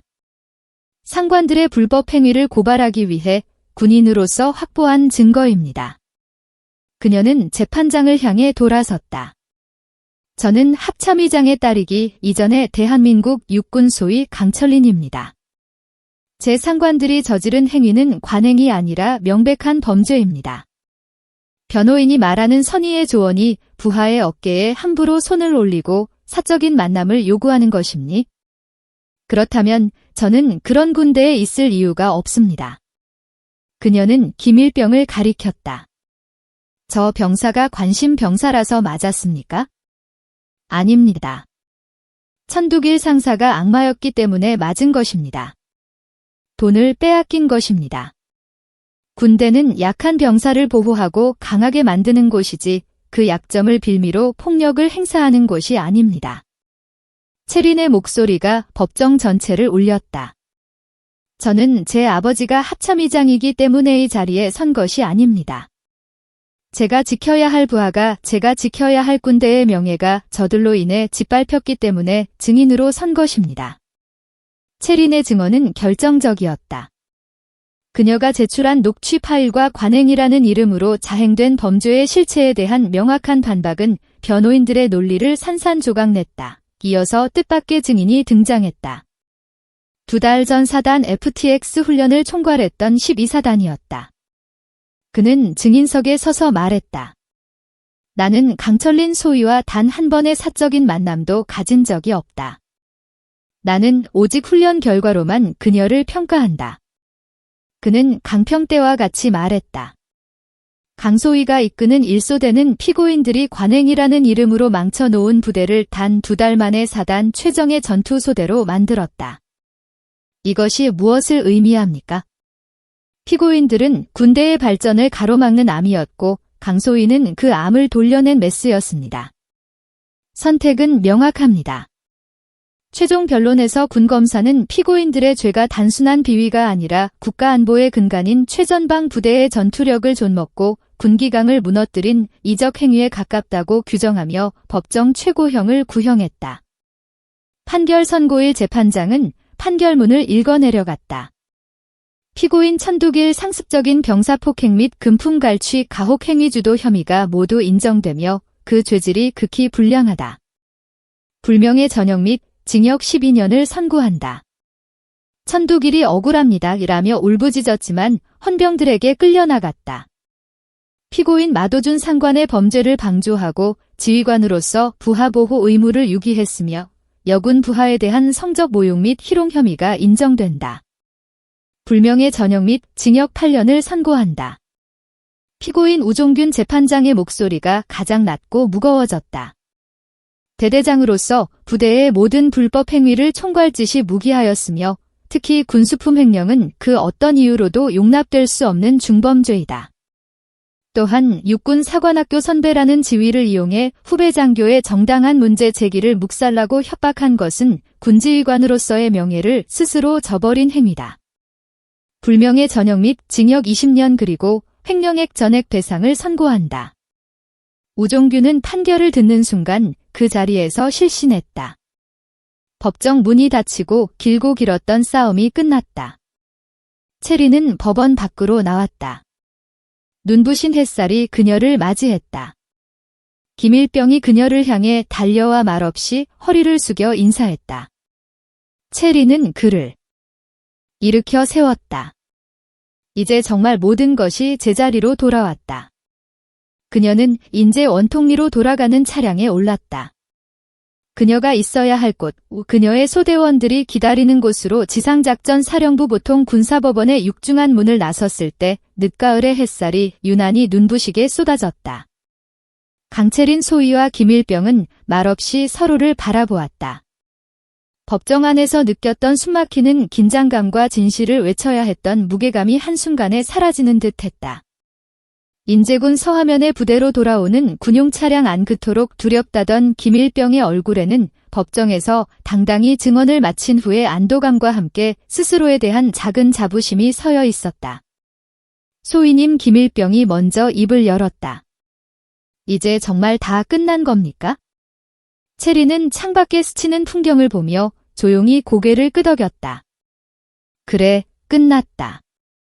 적어도 법정에서의 싸움은 저는 소희님이 안 계셨으면 그런 자리에서 말 한마디 못했을 겁니다. 아니, 체린이 김일병을 바라보았다. 너는 오늘 내가 당했던 모든 고통을 내 자신의 용기로 이겨냈다. 나는 그저 내가 진실을 말할 수 있도록 옆에 있었을 뿐이야. 오늘 가장 용감했던 건 너다, 김일병. 차량이 원통리를 지나 부대 위소에 도착했을 때 풍경은 사뭇 달랐다. 부대에 복귀하는 두 사람을 중대장 박지은 대위와 대대장 황보진 중령이 직접 나와 맞이했다. 박 대위는 차에서 내리는 체린에게 다가와 경례 대신 그녀의 어깨를 힘껏 쥐었다. 고생했다. 강소희. 황보진 중령은 김일병에게 다가갔다. 그는 위험 있는 지휘관의 모습 그대로였지만 목소리에는 낯선 온기가 담겨 있었다. 김일병 자네의 용기가 우리 부대를 살렸다. 자네는 더 이상 과거의 피해자가 아니다. 이 부대의 부조리를 끊어낸 자랑스러운 을지부대원이다. 어깨 펴라. 김일병의 눈이 붉어졌다. 그가 그토록 원했던 것은 거창한 보상이 아니라 이처럼 한 사람의 군인으로 인정받는 것뿐이었다. 그날 저녁 1소대 생활관은 조용한 축제 분위기였다. 소대원들은 법정의 소식을 전해 듣고 돌아온 소대장과 전우를 진심으로 환영했다. 그들은 더 이상 합참이 딸이나 관심병사로 두 사람을 보지 않았다. 그들은 불의에 맞서 싸우고 승리한 자신들의 진정한 리더와 전우로 그들을 맞이했다. 법정의 심판은 끝났지만 부대의 재건은 이제부터가 시작이었다. 강채린 소위는 다시 일상으로 돌아왔다. 그녀에게는 일소대장이라는 임무가 있었다. 혹독했던 인제의 겨울이 서서히 물러가고 얼어붙었던 땅을 뚫고 새순이 돋아날 무렵, 일소대는 대대 아니 사단 전체에서 가장 주목받는 부대가 되어 있었다. 사단 FTX 훈련에서 보여준 그들의 혁신적인 전술과 압도적인 전투력은 전설이 되었다. 황보진 대대장은 채린의 훈련 방식을 부대 표준으로 삼았다. 다른 중대와 소대의 간부들이 일소대의 훈련을 참관하러 오는 것이 일상이 되었다. 저게 강소위가 한다는 분대 단위 상호 어호 기동인가? 훈련 강도가 우리 때랑은 비교가 안 되네. 저렇게 하니까 대한군 연대장을 잡지? 채린은 이제 단순히 훈련을 지휘하는 것을 넘어 가르치는 입장이 되었다. 그녀는 두리의 그늘에 가려져 있던 유능한 후인 부사관들을 발굴했고 자신의 전술 지식을 아낌없이 공유했다. 박지은 대위는 그런 채린을 전폭적으로 신뢰하며 중대 운영의 많은 부분을 그녀와 상의했다. 가장 놀라운 변화는 김일병에게서 찾아왔다. 그는 법정 증언 이후 과거의 트라우마에서 완전히 벗어난 듯 했다. 채린의 집중적인 교육과 동료들의 따뜻한 인정 속에서 그는 일병을 거쳐 상병이 되었다. 천상사에게 짓밟히던 나약한 모습은 온데간데 없었다. 그는 이제 소대에서 가장 정확한 관측병이자 새로 들어온 후인병들을 가장 따뜻하게 챙기는 선임이 되었다. 어느 날 사격 훈련장에서 김상병이 한 신병의 견착 자세를 바로 잡아주고 있었다. 긴장 풀고 어깨에 힘만 들어가면 조준이 흔들린다. 내가 배운 바로는 호흡을 멈추는 순간이 가장 중요하다. 그것은 천두길 상사가 하던 폭력적인 교정이 아니었다. 채린이 그에게 가르쳤던 정확하고 합리적인 방식 그대로였다. 채린은 그 모습을 멀리서 지켜보며 조용히 미소 지었다. 상처는 치유되었고 그 자리에 더 단단한 강철이 자라나고 있었다. 시간이 흘러 강찰린 소위가 중위 진급을 앞두고 있을 무렵의 어느 주말이었다. 부대는 평화로운 주말의 일과를 보내고 있었다. 그때 대대장실에서 채린을 급히 찾는 연락이 왔다. 무슨 일이지? 채린이 대대장실로 달려갔을 때 그곳에는 황보진 중령이 아닌 전혀 예상치 못한 인물이 서 있었다. 야전 상의가 아닌 간편한 사복 점퍼 차림의 아버지 합동참모의장 강무진 대장이 아니었다. 그저 아버지 강무진이 인자한 미소로 딸을 바라보고 있었다. 아버지 어쩐 일로 쉬는 날인데 딸 얼굴 보러 왔다. 뭐 규정 위반은 아니지 않나? 황보진 중령은 조용히 웃으며 두 사람에게 자리를 비켜주었다. 편히 쉬다 가십시오, 의장님. 아니, 아버님. 두 사람은 부대 밖 원통리 읍내의 작은 식당으로 향했다. 그날 밤 우종균 중령에게 모욕을 당했던 그 고깃집이 아니었다. 이제 내린 천이 내려다 보이는 조용한 한정식 집이었다. 부대 생활은 좀 어떤가? 아버지가 먼저 물었다. 이제야. 제가 있어야 할 곳을 찾은 것 같습니다. 박지은 대위님도 황보진 대대장님도 훌륭한 지휘관이십니다. 그리고 소대원들은 최고입니다. 다행이구나. 강무진은 밥을 먹는 딸의 모습을 그저 물끄러이 바라보았다. 그의 시선에는 대견함과 미안함이 교차했다. 그날 고깃집에서 말이다. 아버지가 조심스럽게 입을 열었다. 내가 좀 더 빨리 도착했어야 했는데, 아니 애초에 내가 너를 그런 험지에 보낸 것이 잘못이었을지도 모른다. 채린은 수저를 놓았다. 아닙니다, 아버지. 그녀가 단호하게 말했다. 만약 아버지가 저를 온실 속 화초처럼 지켰다면 저는 평생 군복의 무게를 몰랐을 겁니다. 저는 이곳 원통리에서 지옥 같은 바닥에서 비로소 군인이 무엇인지 배웠습니다. 부조리에 맞서는 법, 부하를 지키는 법, 그리고 승리하는 법을요. 그녀는 아버지를 바라보며 미소를 지었다. 그리고 아버지가 얼마나 든든한 백인지도 알게 됐고요. 장무진은 딸의 농담에 허허 웃음을 터뜨렸다. 그 녀석들 우종균, 마도준, 천두개. 그들의 변호인단이 항소를 준비 중이라는 소식을 들었다. 아마 너를 다시 증인으로 부르려 하겠지? 지긋지긋하게. 괜찮습니다. 체린의 눈빛이 다시 빛났다. 100번이라도 가겠습니다. 100번이라도 사실을 말할 겁니다. 그들이 군복을 입고 저지른 죄의 대가를 완전히 치를 때까지요. 그것 또한 제 임무입니다. 아버지는 더 이상 아무 말도 하지 않았다. 그저 딸의 빈잔에 맑은 물을 채워주었다. 식사를 마치 고 부대로 복귀하는 길 차 안에서 강무진은 딸에게 작은 보훈병을 하나 건넸다. 이건 내 어머니가 보냈다. 내가 육사 시절에 유독 좋아했던 생강차다. 체리는 뜨끈한 보훈병을 받아들었다. 그 따뜻한 온기가 손바닥을 통해 가슴까지 전해졌다. 화려한 만찬도 값비싼 선물도 아니었다. 그저 딸의 건강을 걱정하는 부모의 따뜻한 마음이었다. 그녀가 원했던 가족의 따뜻한 사랑은 그 생강차 한 병에 모두 담겨 있었다. 체린의 중위 진급식과 전속 명령은 거의 동시에 이루어졌다. 그녀는 12사단에서의 임무를 마치고 육군본부의 정책부서로 발령이 났다. 그녀가 최전방에서 겪은 경험과 부조리를 척결하고 부대를 재건한 성과를 높이 산 파격적인 인사였다. 떠나는 날 아침 일소대원 전체가 그녀의 숙소 앞에 도열했다. 공식적인 행사가 아니었다. 그들이 자발적으로 모인 것이었다. 소대장님 어느덧 저녁을 앞둔 병장이 된 김일병이 경례를 붙였다. 그의 손에는 일소대원들이 돈을 모아 준비한 작은 감사패가 들려 있었다. 조잡한 나무판에 아크릴을 덧댄 것이었지만 거기에는 삐뚤하지만 진심이 담긴 글이 새겨져 있었다. 우리의 영원한 일소대장 강철린 중위님. 중위님은 우리에게 군인이 무엇인지, 전우가 무엇인지, 그리고 정의가 무엇인지 가르쳐 주셨습니다. 얼어붙었던 원통리의 땅에 서서 중위님이 보여주신 용기를 영원히 잊지 않겠습니다. 충성. 체리는 감사패를 받아들고 한 명 한 명 눈을 맞추었다. 처음 이곳에 왔을 때 마주쳤던 경계와 의심의 눈빛이 아니었다. 절대적인 신뢰와 존경 그리고 아쉬움이 담긴 뜨거운 눈빛이었다. 너희 모두가 내군 생활의 가장 큰 자랑이다. 체리는 애써 눈물을 삼키며 마지막으로 그들에게 경례를 붙였다. 충성.